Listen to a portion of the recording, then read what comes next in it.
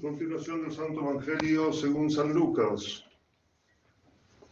En aquel tiempo dijo Jesús a sus discípulos: dichosos los ojos que ven lo que vosotros veis, porque os digo que muchos profetas y reyes quisieron ver lo que vosotros veis y no lo vieron, oír lo que vosotros oís y no lo oyeron.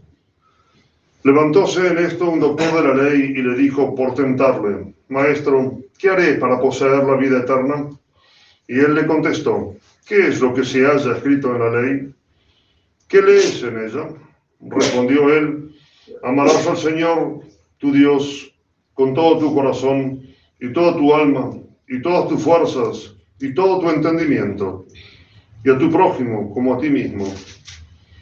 Bien has respondido, le dijo Jesús, haz eso y vivirás. Mas él, queriendo justificarse, preguntó de nuevo: ¿y quién es mi prójimo? Entonces Jesús, tomando la palabra, dijo: un hombre bajaba de Jerusalén a Jericó y cayó en manos de unos ladrones, los cuales le despojaron y después de herirle se fueron, dejándole medio muerto. Llegó a pasar por el mismo camino un sacerdote y aunque le vio, pasó de largo. Asimismo un levita, y llegando cerca de aquel lugar le vio y pasó también de largo.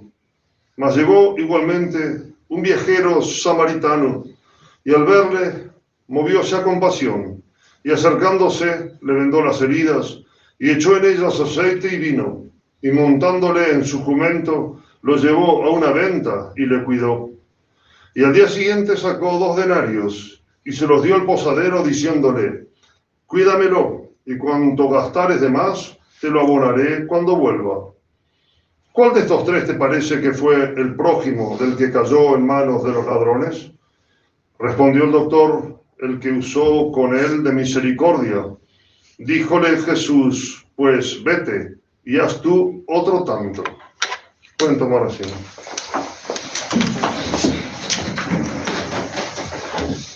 La epístola está tomada de la segunda carta del apóstol San Pablo a los Corintios. Hermanos, tal es la confianza que tenemos en Dios por Cristo, no que podamos pensar algo bueno como propio nuestro, sino que nuestra suficiencia nos viene de Dios. Él nos ha hecho idóneos, ministros de una nueva alianza, no de la letra, sino del Espíritu, porque la letra mata, mas el Espíritu vivifica. Pues si el ministerio de muerte, grabado con letras sobre piedras, fue tan glorioso que no podían los hijos de Israel fijar la vista en el rostro de Moisés por la gloria pasajera de su cara, ¿cómo no había de tenerla mayor el ministerio del Espíritu? Si el ministerio de la condenación era glorioso, mucho más glorioso será el ministerio de la justicia.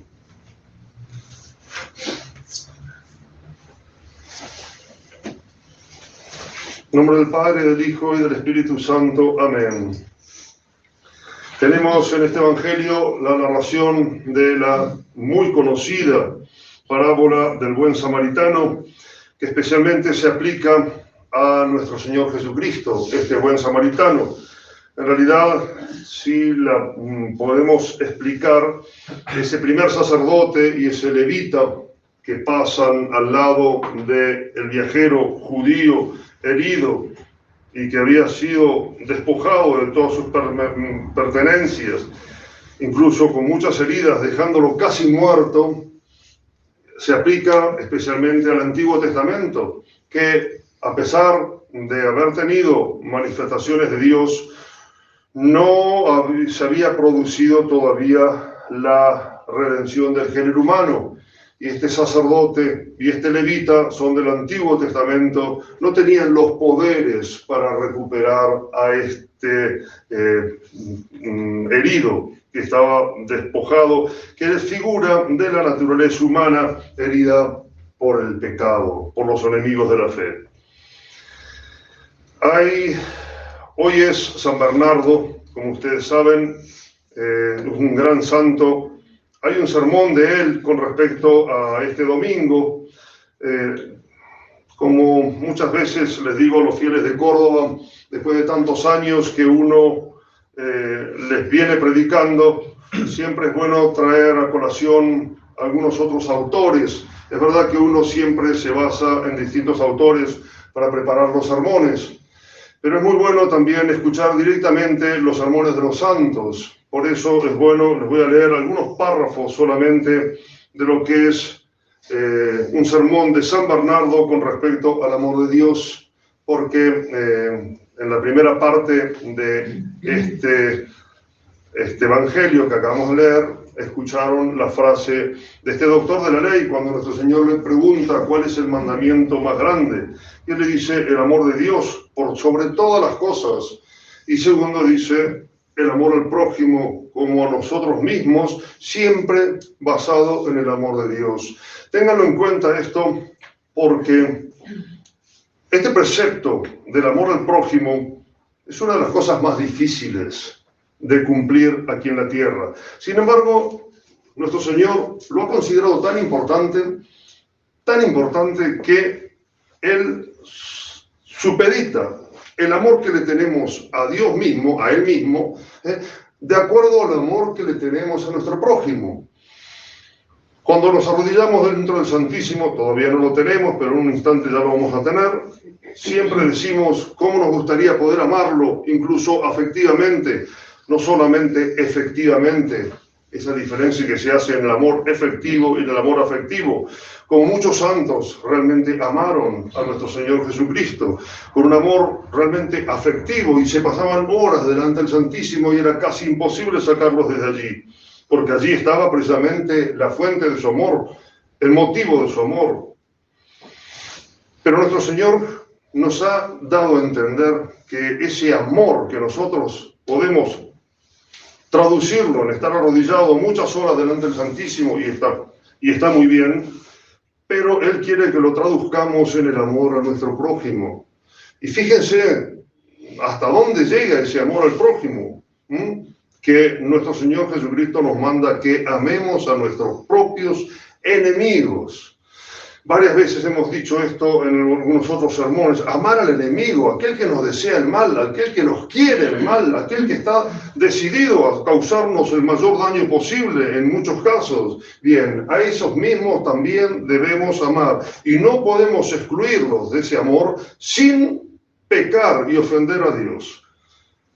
Pero parece algo antinatural, Padre, eso es algo que repugna la misma naturaleza. Sin embargo, nosotros debemos. ¿Por qué? Porque el motivo del amor al enemigo es precisamente el amor de Dios, y es porque esa persona, ese enemigo, vamos a considerar alguna persona en particular, tiene un alma, y esa alma ha sido redimida por nuestro Señor Jesucristo. Vale tanto entonces como nuestro Señor. Es una forma de decir, hay que entenderlo. Pero entonces nosotros, como cristianos, debemos corresponder al mandato de nuestro Señor Jesucristo, amando incluso a nuestros enemigos. Padre, pero no me quiere, yo lo quiero saludar, no nos obliga a Dios a tener una amistad de ir a tomar unos mates con Él todas las tardes. No, simplemente debemos desearle y conseguirle el mayor bien posible, que, como sabemos, es el bien de su alma, la salvación de su alma, y eso es lo más grande que podemos hacer con respecto a la demostración de ese amor que tenemos que tener para con el prójimo. Quería leerles el ofertorio de la misa de hoy, que es muy importante porque ahí vamos a entender el valor de lo que se llama la comunión de los santos, de cómo nosotros podemos influir con nuestras oraciones. Fíjense el evangelio, el ofertorio de la misa de hoy. Oró Moisés al Señor su Dios y dijo: ¿por qué, Señor, te irritas contra tu pueblo? Apláquese tu ira. Acuérdate de Abraham, de Isaac y de Jacob, a los que juraste darías tierra, que fluyera leche y miel, y se aplacó el Señor y no ejecutó el castigo con el que había amenazado a su pueblo. ¿A qué viene esta oración de Moisés? Moisés saca al pueblo elegido de Egipto, donde estaba esclavizado, lo lleva al desierto, sube al monte Sinaí, recibe las tablas de la ley en esos 40 días que está allí arriba, y resulta que cuando baja con la ley de Dios, escrita en piedras, se encuentra con que Aarón había sido obligado por el pueblo de Israel a hacerles un dios falso, el famoso becerro de oro, y estaban todo el pueblo inclinado adorando a ese becerro de oro. Dios, en su indignación, les dice a Moisés: destruiré a este pueblo de dura cerviz, porque todos los bienes que le he hecho acababan de pasar el Mar Rojo con esas paredes de agua para que pudieran pasar, huir de los egipcios que los perseguían. Los milagros ya que habían visto con las plagas de Egipto. Y el pueblo de dura cerviz en 40 días no aguantó más. ¿Dónde se fue Moisés? No vuelve más, hagamos un propio Dios. Y se hicieron un becerro de oro y todos postrados allí. Era muy justa la indignación de Dios. Por supuesto que siempre hay que entender, Dios no se arrepiente, como dice acá, se arrepintió. Y entonces cuando Dios amenaza, le dice a Moisés: voy a destruir este pueblo y de ti voy a hacer otro pueblo que va a ser mucho más glorioso. Moisés dice: acuérdate de Abraham, Isaac y Jacob y las promesas que hiciste. Y no vaya a ser que los egipcios después digan: sí, los sacó de Egipto, de la esclavitud, para destruirlos en el desierto. Y se aplacó Dios, y tuvo misericordia del pueblo. Y aunque los castigó, los perdonó en esa destrucción que se había empeñado en hacer. Dios no se arrepiente, pero son formas para que nosotros entendamos el valor de la oración. Moisés él solo rezó por el pueblo y aplacó a Dios. Nosotros, ante la magnitud de las cosas que vemos en la sociedad actual, los pecados que se ven, las inmundicias, todas las ofensas a Dios, nosotros podemos intervenir con nuestra oración, y eso es la famosa comunión de los santos. ¿Cómo podemos nosotros pagar, rezar por aquellos que no lo hacen? Pero no me quiero salir del tema, quiero leerles este pedacito del sermón de San Bernardo, donde nos habla del amor de Dios. Voy tomando párrafos. ¿Quién nos ama?, dice San Bernardo. ¿Quién fue en efecto el que nos previno con su amor? ¿No es por ventura el Señor, a quien todo espíritu glorifica y reconoce, diciendo: tú eres mi Dios y no necesitas de mis bienes? Verdadera caridad la de la majestad, que no busca su propio interés. ¿Y a quién ama? Mas, ¿para quién fue este amor tan puro? Para aquellos por quienes se ha dicho: siendo todavía enemigos suyos, fuimos reconciliados con Dios. Luego fue Dios quien nos amó, y con un amor gratuito, y siendo aún nosotros sus enemigos. ¿Y cuánto nos ama? Pero ¿cuánto nos dices, Juan? Tanto amó Dios al mundo, que le dio a su Hijo unigénito. ¿Cuánto nos declara San Pablo por estas palabras? No perdonó a su propio Hijo, sino que lo entregó por nosotros. ¿Y cuánto nos asegura, en fin, el mismo Hijo al decirnos: nadie tiene más grande amor que el que de poner la vida por sus propios amigos? Así es como mereció el justo por los impíos, el sumo por los ínfimos, el omnipotente por los flacos. Y dice: beneficios que hemos recibido de Dios que nos obligan al amor de Dios. En el cuerpo, los que ven esto claro, creo verán también claro por qué Dios debe ser amado, o sea, qué méritos tiene para ser amado. Mas si estas cosas se ocultan a los infieles, ¿tiene Dios a la mano un argumento con qué confundirlos si no les ofrecen su amor? Y es el de la vista de los bienes, sin cuento, con que les favoreció, y que de continuo emplean y perciben ellos por los sentidos, porque ¿quién sino Él proporciona alimento a todo el que come, luz al que ve y aliento al que respira? Necio fuera pretender enumerar los beneficios que, como ya dije, exceden a todo cálculo. Basta citar como ejemplo el pan, el sol y el aire, que son de los primeros y principales. Y los beneficios en el alma. Busque el hombre bienes más eminentes en aquella parte más noble de su ser que es el alma, y en ella hallará la alteza de su dignidad, la luz de su inteligencia y la eminencia de la virtud, la alteza de la dignidad del hombre. Creo que está en su libre albedrío, por el cual no solo le es concedido superar a todos los demás seres vivientes, sino también sujetarlos a su imperio. Por la luz de la inteligencia le es dado conocer su dignidad, aunque entendiendo que no le viene de sí mismo. La virtud, en fin, es la que le hace buscar, no remisamente, a aquel por quien existe y retenerle fuertemente una vez hallado. Después habla de cómo todos estamos obligados a amar a Dios, pero dice especialmente los cristianos. Los fieles, en cambio, saben cuánto necesitan a Jesús y a este crucificado, y mirando y abrazando la supereminente ciencia de caridad que en él hay, siéntense confusos si no le ofrecen y le entregan lo poquito que son y valen en pago de tan admirable caridad y dignación. De ahí que les sea tanto más fácil amarle cuanto más amados de él se reconocen, porque aquel a quien menos se ha dado, menos ama también. Ni el judío ni el gentil se sienten incitados al amor por los mismos estímulos que siente la Iglesia en sus entrañas, y que les la hacen exclamar: herida estoy por la caridad, y de nuevo, sostenedme con flores, fortalecedme con manzanas, porque desfallezco de amor.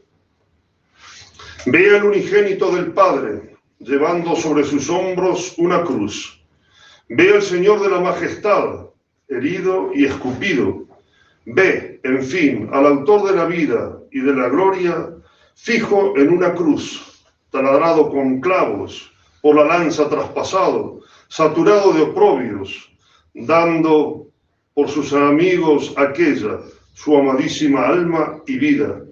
Y cuando todo esto ve, siente que la daga del amor le abre más honda herida en el pecho y exclama: sostenedme con flores aromáticas, fortalecedme con manzanas, porque languidezco de amor. Ve aparte de esto cómo la muerte es vencida y muerta por el autor de la vida, formando en el cortejo que acompaña al vencedor en su triunfo. Mira además al que tal victoria alcanzó, como de los infiernos sube a la tierra y de la tierra se remonta al cielo, llevando consigo cautiva a toda la cautividad, es decir, seguido del acompañamiento de todos los cautivos, para que ante el nombre de Jesús se doble toda rodilla en el cielo, en la tierra y en los infiernos. Mira aún otra maravilla, como la tierra, que bajo la antigua maldición solía dar solo espinas y abrojos, remozada por la gracia de la nueva bendición, reverdece y reflorece. Ustedes saben la santidad de San Bernardo, de cómo amó a Dios nuestro Señor, y especialmente cómo amaba a la Santísima Virgen María. Él es uno de los santos que siempre leemos los fieles cuando queremos conocer cómo debemos amar a la Santísima Virgen María, además de San Luis María Griñón de Montfort y otros santos. Pero San Bernardo realmente fue, como todos los santos también, un gran devoto de la Virgen y un gran predicador del amor a la Santísima Virgen. A ella y a través de San Bernardo le vamos a pedir que realmente amemos como Dios quiere ser amado y que mostremos ese amor en el amor al prójimo, incluidos también nuestros enemigos por el mandato de Dios. Ave María Purísima.